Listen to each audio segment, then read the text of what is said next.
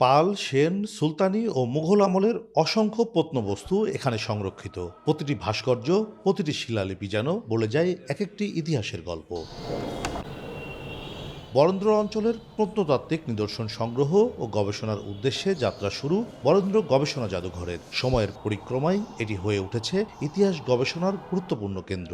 দেশের নানা প্রান্ত থেকে গবেষক ও শিক্ষার্থীরা আসেন এখানে। ইংরেজরা বলতো বাঙালিদের কোনো ইতিহাস নাই, কিন্তু অক্ষয় কুমার মৈত্র তিনি হলেন বাংলায় বিজ্ঞানসম্মত ইতিহাস চর্চার প্রথম পথিকৃৎ। তিনি বলতেন যে না, বাঙালিদের ইতিহাস আছে, কিন্তু আমরা উপকরণগুলোকে সংরক্ষণ করতে পারিনি। এই উপকরণগুলোকে সংরক্ষণ করার জন্যই এই তিনজনের উদ্যোগে এই মিউজিয়ামের প্রতিষ্ঠা লাভ করেছিল। এবং সেই সময় থেকে 1910 সাল থেকে শুরু করে আজ অবধি কিন্তু এখানে এই গবেষণা চর্চা এখনও চলছে। দেশ বিদেশ থেকে প্রায় আসেন পর্যটকরা। জাদুঘরটি তাদের নিয়ে যায় পাল, সেন ও সুলতানি আমলে। গবেষকদের কাছেও এই জাদুঘর হয়ে উঠেছে অতীত হাতড়ে খোঁজার জায়গা। মূর্তিগুলো দেখলাম, আর ওই যে মুঘল আমলের মুদ্রা, হাতে লেখা কোরআন শরীফটা বেশ আকর্ষণীয়। আমাদের এখানে সিন্ধু সভ্যতা থেকে শুরু করে এখানে অনেক ধরনের প্রত্ননিদর্শন কিন্তু রয়েছে বর্তমান।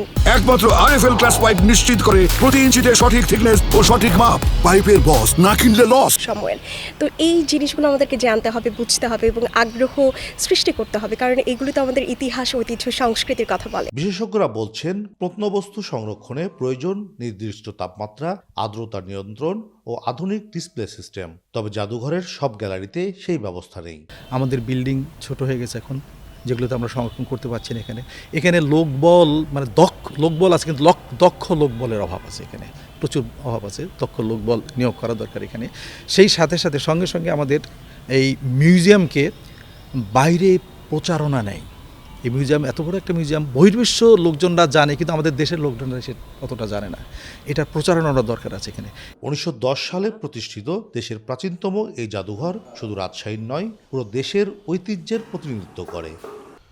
শতাব্দীর বেশি সময় পেরিয়ে বাংলার ইতিহাসের সংরক্ষণ করছে বরেন্দ্র গবেষণা জাদুঘর।